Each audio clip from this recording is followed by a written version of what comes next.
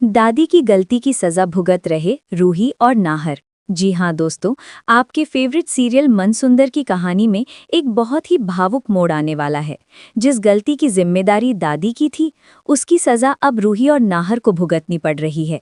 घर का माहौल पूरी तरह बदल चुका है और जो लोग कभी इस घर के मालिक थे, वही आज मजबूरी में नौकरों की तरह काम करने पर मजबूर हो गए हैं। दरअसल कहानी की शुरुआत उस पुराने राज से होती है जिसे दादी सालों से छुपाकर बैठी थीं। बहुत समय पहले दादी ने अपनी ही बहन राजेश्वरी देवी को धोखे में रखकर उनका सब कुछ छीन लिया था। राजेश्वरी देवी को ये विश्वास दिला दिया गया था कि परिस्थितियों की वजह से घर और जायदाद किसी और के नाम हो गई है, लेकिन असलियत कुछ और ही थी। सालों तक ये राज दबा रहा, लेकिन सच ज्यादा समय तक छुप नहीं पाता। होली के दिन अचानक दादी के फोन पर एक मैसेज आता है। मैसेज पढ़ते ही दादी का चेहरा उतर जाता है। मैसेज में लिखा होता है, दीदी, मैं आ रही हूँ अपना सब कुछ वापस लेने जो मुझसे छीना गया था। इतना ही नहीं, थोड़ी देर बाद फोन भी आता है और दूसरी तरफ से वही आवाज सुनाई देती है, राजेश्वरी देवी की। वो साफ शब्दों में कह देती हैं कि अब वो सब कुछ वापस लेकर ही रहेंगी। ये सुनते ही दादी के पैरों तले जमीन खिसक जाती है। वो घबरा जाती हैं और तुरंत पूरे परिवार को लेकर मंदिर चली जाती हैं। दादी को लगता है कि शायद भगवान से प्रार्थना करने से कोई रास्ता निकल आएगा और ये मुसीबत टल जाएगी। लेकिन जब पूरा परिवार मंदिर से वापस लौटता है तो घर का नज़ारा देखकर सबके होश उड़ जाते हैं। दरवाजे पर खड़ी होती हैं राजेश्वरी देवी। उनके चेहरे पर गुस्सा साफ दिखाई दे रहा होता है। घर के अंदर कदम रखते ही राजेश्वरी देवी सख्त आवाज में कहती हैं, अब ये घर मेरा है, तुम सब लोग अभी के अभी ये घर छोड़कर चले जाओ।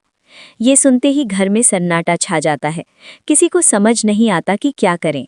तभी दादी हाथ जोड़कर राजेश्वरी देवी के सामने खड़ी हो जाती हैं। दादी रोते हुए कहती हैं, देखो बहन, हमसे बहुत बड़ी गलती हो गई, लेकिन हमें इस घर से बेघर मत करो। अगर तुम चाहो तो हम सब तुम्हारे नौकर बनकर भी यहाँ रह लेंगे। जी हाँ दोस्तों, अगर आप चाहते हो कि इस गलती की सज़ा सिर्फ और सिर्फ दादी को मिले, तो इस वीडियो को लाइक करके चैनल को सब्सक्राइब ज़रूर करें। दादी की ये बात सुनकर सब लोग हैरान रह जाते हैं। नाहर और रूही को भी यकीन नहीं होता कि हालात इतने बदल जाएंगे। राजेश्वरी देवी कुछ देर सोचती हैं। उनके मन में एक अलग ही ख्याल चलता है। वो सोचती हैं कि अगर ये लोग यहीं रहेंगे और नौकरों की तरह काम करेंगे तो उन्हें अलग से नौकर रखने की ज़रूरत भी नहीं पड़ेगी और खर्चा भी बच जाएगा। बस इसी सोच के साथ वो दादी की बात मान लेती हैं, लेकिन एक शर्त पर। राजेश्वरी देवी कहती हैं, ठीक है, तुम लोग यहाँ रह सकते हो, लेकिन मालिक बनकर नहीं, नौकर बनकर। जो काम मैं कहूँगी वही करना पड़ेगा। ये सुनकर दादी सिर झुका देती हैं और मजबूरी में हामी भर देती हैं।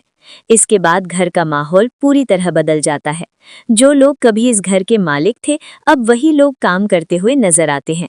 सबसे ज्यादा दुखद बात ये होती है कि दादी की गलती की सजा नाहर और रूही को भी भुगतनी पड़ती है।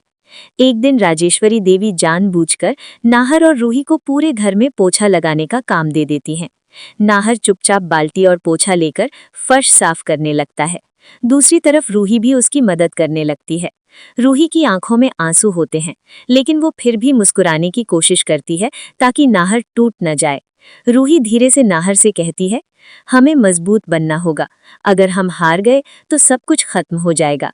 नाहर भी रूही की तरफ देखता है और कहता है, गलती हमारी नहीं है, लेकिन हमें ये सब सहना पड़ रहा है। फिर भी मैं वादा करता हूँ कि एक दिन सब ठीक होगा। दोनों मिलकर पूरे घर का फर्श साफ करते हैं।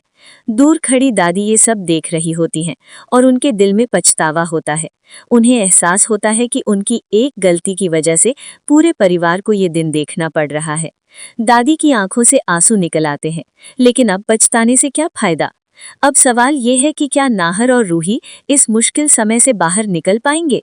क्या सच सामने आएगा और उन्हें फिर से उनका हक मिलेगा, या फिर उन्हें इसी तरह अपमान सहकर जीना पड़ेगा? दोस्तों, कहानी में आगे क्या होगा ये जानने के लिए बने रहिए। लेकिन एक बात तो साफ है, गलती दादी की थी, फिर सजा नाहर और रूही क्यों भुगत रहे हैं? अगर आप भी मानते हैं कि नाहर और रूही के साथ गलत हो रहा है तो कमेंट में ज़रूर लिखें, सपोर्ट नाहर और रूही। वीडियो को लाइक करें, चैनल को सब्सक्राइब करें और बेल आइकॉन को ज़रूर